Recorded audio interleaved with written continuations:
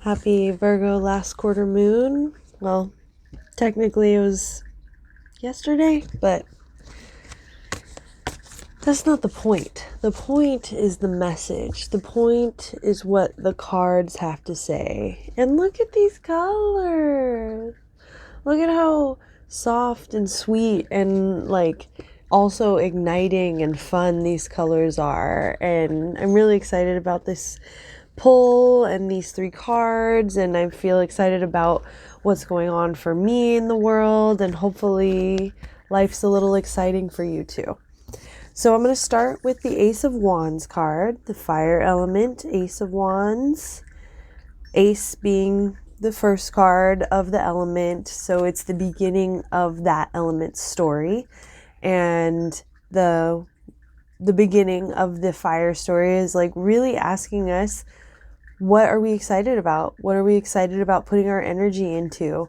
It doesn't tell us how the story is going to go. It doesn't say that the story is going to be perfect and everything's going to be all great all the time. No, that's not the point of any story. The arc of a story is ups and downs, and existing in humanity is just that. It's all of the things and how we deal with them and how we react to them. But this is speaking specifically to being excited about putting your energy into something. For me, I'm really excited. I just got my planner tonight. I'm about to get organized. Jupiter went into Capricorn, and it's like, hey, if you really want to get stuff done, if you really want to get grounded, if you really want to advance in your ambitions and your career and your responsibilities, get organized. So I'm ready to get organized. I'm ready to put my energy into that because I know that it will be fruitful for me in the long run. And also, I would even like to make some videos about planner work, because I think that that's really important, that it's not just all white women doing planner work. I don't know. I literally went into a YouTube hole just looking for the right kind of planner for me and watching so many videos, hours of videos. And you know what? They were all white women, and they were all talking too much. So I would like to make a video and maybe pare it down a little bit and make it accessible and make it more open for, because you know what? I want all of us to get organized. I want all of us to take control of our lives and live the best life that we can, And we can't do that without organization to some degree. I'm not trying to pin myself into a box, because obviously Sagittarius, nobody's going to pin me into a box. But I would like to be more on top of things, because I had a gig tonight and I completely had forgotten about it, and I wouldn't have even remembered if it wasn't for a friend reaching out to me a couple days ago. But I didn't get to promote it or anything because I wasn't paying attention, because I didn't have any way to schedule myself. All this to say, it's important to get excited about something, and I finally found the right planner for me, and I ordered it online, and it just came in today, and I'm about to be organized, baby. I'm about to not double book myself. I'm about to not forget about gigs. I'm about to be able to schedule time for my personal health, for friends, for business. And I'm just really excited about the opportunities that can arise when I am more in control of how I'm spending my time and my energy. And I can witness it over time. So anyways, that's pretty exciting. And get excited about something, people. Next is Clary Sage. And so this is of the Sage family, the Salvia family. We're talking wisdom. We're talking clarity. We're talking clearing of spaces. Clary Sage particularly is one for when you're not quite sure about what it is that you should be investing your energy in. Clary Sage wants to help you figure that out and utilize your energy in the most productive way possible. And below it, it says euphoria and insight down there.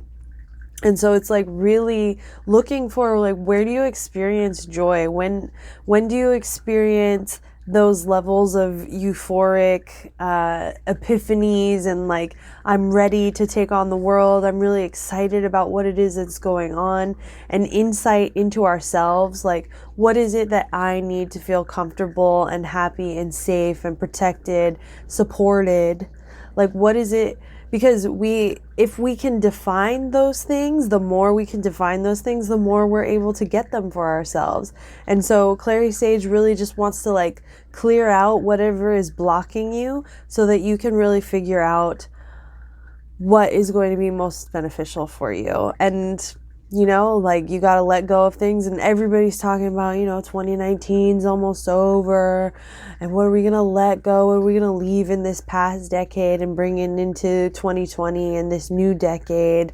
And yeah, linear time, who cares? Not me personally, but I do think that there is always it's always a good idea to invest in your, like, what is supportive of your energy, and to let go of what is not supportive of your energy. And you can't do that if you're not aware. And so Clary Sage wants to help you be aware. And also it's this like pink magenta card, so it's kind of alluding to a little bit of root chakra, a little bit of third eye chakra, a little bit of crown chakra. So where are you getting your spiritual messages? Like, what's giving you your spirit messages? Who are you working with in the spirit realm?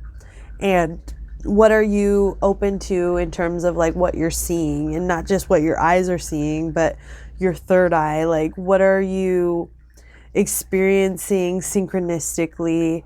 What are you allowing yourself to believe is possible in your life? And how are you imagining new realities, new ways for yourself to be more optimistic about the future? Because there's plenty of stuff that has got us pessimistic, and plenty of stuff that can keep us oppressed and feeling like we're never going to make anything of ourselves or of our time here. But the reality is we have so much power, and Clary Sage wants to help us, remind us of that power that we innately have inside of ourselves, that needs not only to be tapped, but protected from all of the things in the world that want to suck our energy dry. And it can be people, and it can be places, and, not even people specifically doing it to harm you because they're consciously doing it. Like, it's a subconscious thing, because we're in this pattern of a society, particularly in the United States, that doesn't want us to thrive. So we have to take that power into our own hands.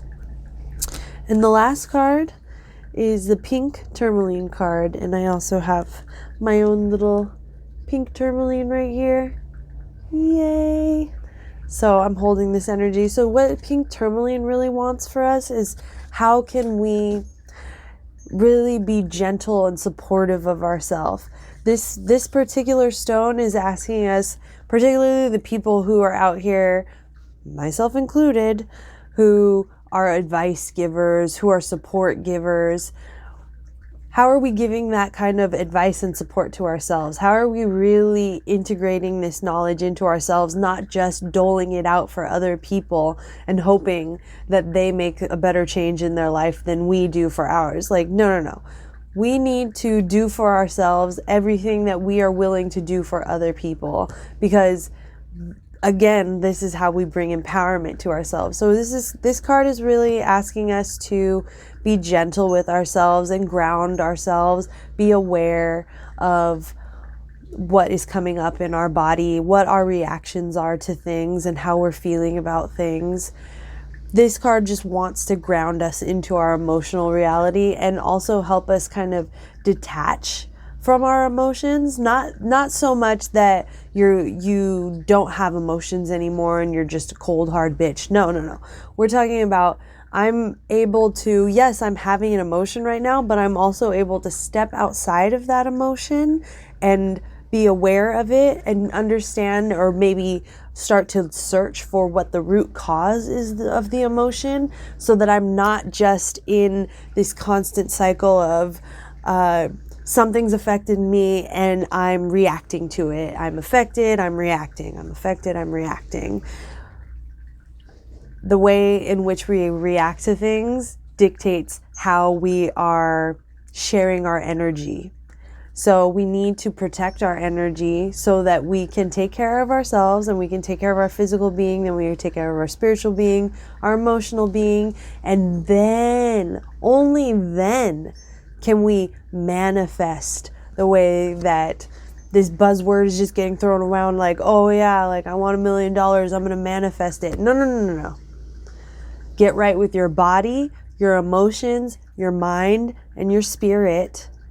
Then maybe you can start manifesting something. But there's so many ground layers to work on, to build a foundation for, before we can get to the point where we're expert manifestors, getting everything that we want in life. Take your time. Respect yourself. Respect your time. Respect your energy. Respect the people around you that you love and care about. Be aware of how you're emitting your energy, receiving energy from others, from other places. Be aware of your surroundings. Be aware of what you're willing to put up with and what you're not willing to put up with. And take your own advice and heal yourself, because ultimately nobody's going to heal you. Only you can heal you. Nobody's an expert on you. Only you are an expert on yourself. And yes, a lot of people know a lot of things from studying, from whatever, but nobody's been with you as long as you've been with you. Can't fight me on that. That's just facts. That's just facts, people.